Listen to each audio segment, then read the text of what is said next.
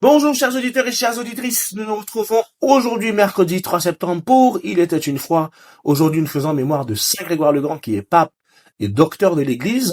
Nous allons donc poursuivre frères et sœurs notre semaine missionnaire par l'évangile toujours selon Saint Luc, toujours le chapitre 4, mais les versets 38 à 44.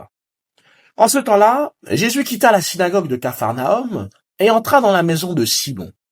Or, la belle-mère de Simon était oppressée par une forte fièvre, et on demanda à Jésus de faire quelque chose pour elle. Il se pencha sur elle, menaça la fièvre, et la fièvre la quitta. À l'instant même, la femme se leva, et elle les servait. Au coucher du soleil, tous ceux qui avaient des malades atteints de diverses infirmités les lui amenèrent. Et Jésus, imposant les mains à chacun d'eux, les guérissait. Et même des démons sortaient de beaucoup d'entre eux en criant, « C'est toi le Fils de Dieu ».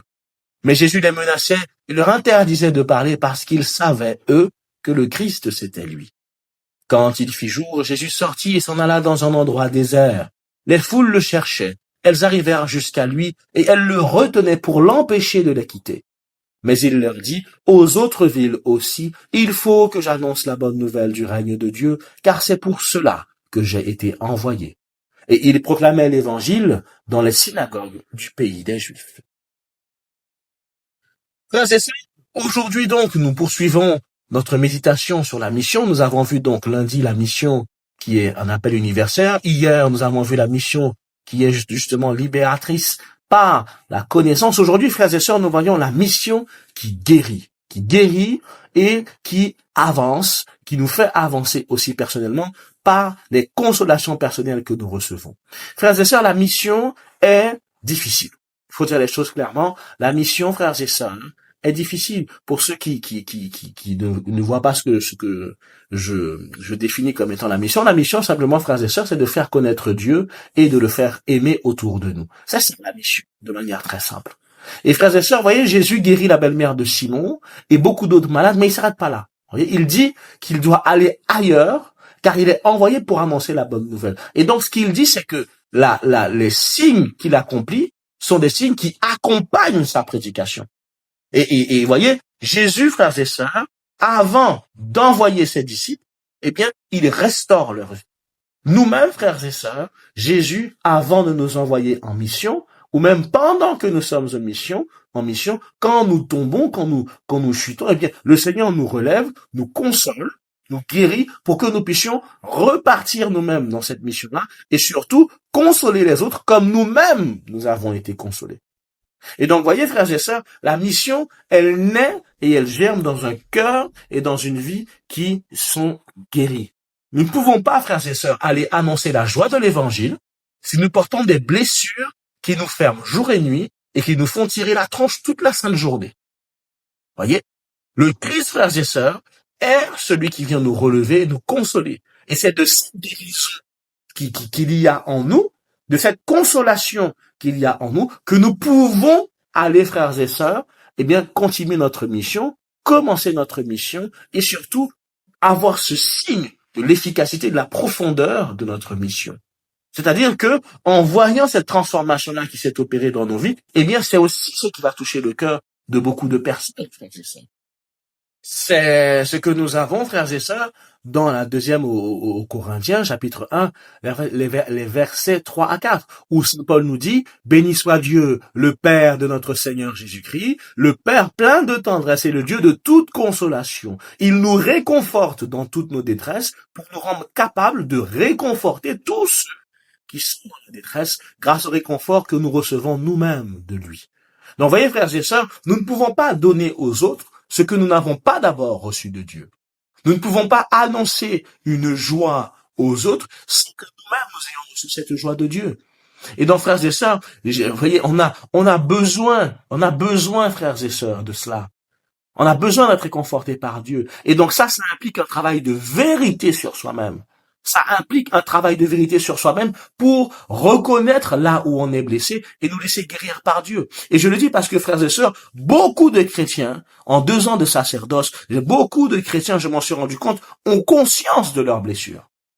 Beaucoup ont conscience de leurs blessures et des choses qui entretiennent leurs blessures. Seulement, la peur de souffrir à l'idée de guérir ces blessures-là, l'orgueil qui jaillit en eux du fait de ne pas en parler, du fait de ne pas se montrer vulnérable, eh bien, les empêche de laisser le Seigneur les consoler et les guérir. Ils ne veulent pas être guéris par le Seigneur. Ah, plus tard. Ça va faire mal. Ah, je veux pas. Ah, je suis pas prêt. Mes frères et sœurs, encore une fois, nous avons une mission à mener. Et cette mission, la crédibilité de cette mission-là dépendra aussi de l'intérieur. Nous ne pouvons pas, frères et sœurs, aller annoncer une paix, annoncer une paix intérieure aux autres quand les gens voient que nous-mêmes, on est tout le temps dans des agitations intérieure et extérieure. On se dit, mais attends, mais le gars, il vient m'annoncer la paix, il vient m'annoncer la délivrance, lui-même n'est pas dans la paix, lui-même est troublé, lui-même n'a pas réglé son passé, lui-même n'a pas guéri ses blessures, lui-même est toujours dans des rancunes, dans des pardons qu'il n'a pas donnés. Voyez, frères et sœurs, nous devons faire ce chemin-là de réconciliation intérieure avec Dieu et laisser Dieu, justement, nous transformer de l'intérieur. Et ça, frères et sœurs, ça implique, je vous le redis, un travail de vérité et d'humilité sur soi. Reconnaître là où on est blessé, reconnaître là où on a besoin d'être secouru, reconnaître là où on a besoin de parler, reconnaître là où on a besoin que la grâce de Dieu agisse en nous pour nous transformer, pour venir passer un baume sur ces blessures béantes qu'il y a dans nos cœurs et dans nos âmes, qui parfois nous font avoir des réactions à l'opposé de ce que Dieu nous demande, frères et sœurs.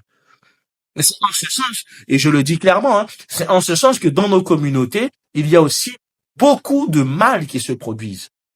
Beaucoup de rivalité, beaucoup de jalousie, beaucoup d'histoires. Parce que au sein même de nos communautés, frères et sœurs, il y a des frères et des sœurs qui ne font pas ce travail-là de guérison de leurs blessures. Et donc, justement, ces blessures-là qu'ils n'ont pas guéries rejaillissent dans nos communautés et portent préjudice à nos communautés. Et donc, ça nuit à la mission, pour dire la chose clairement. Ça nuit à la mission. Et c'est pas seulement dans l'église. C'est vrai aussi dans les familles. C'est vrai aussi dans les couples.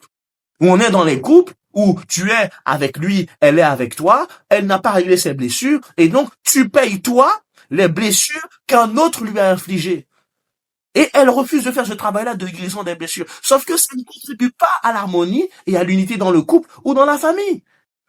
Voyez, frères et sœurs, ce travail-là de consolation, nous devons laisser le Seigneur le faire à travers les outils qui sont les siens. Chacun d'entre nous, nous savons, et je le dis, nous savons intérieurement quand le Seigneur nous appelle à faire ce travail-là. Nous savons les points où l'Esprit nous dit, écoute, aujourd'hui maintenant, il faut que tu acceptes et que tu te prépares à traiter ce problème-là. Et il nous faut accepter ça, frères et sœurs. Nous devons accepter ça. Quand cet appel surgit dans notre cœur, nous devons le tendre, nous devons le prendre, pardon. Lorsque notre cœur tend vers ce travail-là, vers cette guérison-là, vers ce besoin d'excellence, nous devons aussi le prendre. Et ce n'est pas parce que, frères et sœurs, le Seigneur nous console que ça veut dire que nous n'avons pas besoin d'aide. Éloignez tout de suite ça de votre esprit. Il y a, frères et sœurs, des choses et des mots qui peuvent être réglés avec vous et vous-même, d'une certaine manière. Seulement, il y a aussi des problèmes qui ne peuvent pas être réglés avec vous-même. Il y a des problèmes qui nécessitent de consulter un psychologue. Oui, frères et sœurs, ce n'est pas parce que nous croyons en Dieu que nous sommes au-dessus de ça. Le Seigneur a aussi suscité des personnes qui connaissent la psyché humaine et qui peuvent justement aider et accompagner ceux qui souffrent. Donc, ceux qui parmi nous, eh bien, en ont besoin, il n'y a pas de honte à avoir, frères et sœurs. C'est un travail qui est tout à fait normal. Nous avons, frères et sœurs, parfois à avoir recours à des psychologues. Nous avons, frères et sœurs, à faire des retraites de guérison intérieure. Nous avons, frères et sœurs, à guérir de nos blessures d'âme via l'accompagnement spirituel et parler de ça dans nos confessions, parler de ça à nos accompagnateurs. Encore une fois, frères et sœurs, ne laissez pas vos blessures vous nuire dans la mission de Dieu. Ne laissez pas vos blessures faire l'opposé du message que vous êtes censés apporter dans le monde. Nous devons, frères et sœurs, faire ce travail de guérison-là pour mieux avancer dans notre mission. Nous-mêmes, nous-mêmes, j'ai envie de dire, personnellement, on en sera mieux, on n'en sera que meilleur d'avoir fait ce travail-là. Le chrétien n'est pas un héros qui sauve par ses propres forces, frères et sœurs.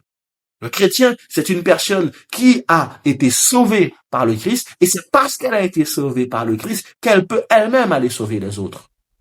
Comme Paul, nous reconnaissons que nous avons d'abord été guéris, consolés et relevés par Dieu en vue de pouvoir le faire. Et c'est cette expérience personnelle que nous aurons, frères et sœurs, de la guérison, de la consolation, de la paix, du pardon, c'est cette expérience personnelle qu'on aura de tout ça qui nous permettra, frères et sœurs, de devenir témoins de ce que nous avons reçu pour les autres. Alors, frères et sœurs, ayons le courage, nous tous et nous toutes, de faire ce travail-là sur nous-mêmes. Ayons le courage d'affronter, frères et sœurs, ces blessures, d'affronter, frères et sœurs, ces mots intérieurs que nous avons, que nous ne voulons pas nommer. Ayons le courage de les affronter et de prendre les moyens nécessaires et adéquats, qu'ils soient spirituels et humains, pour pouvoir, justement, les guérir et les consoler. Au nom du Père, et du Fils, et du Saint-Esprit. Amen.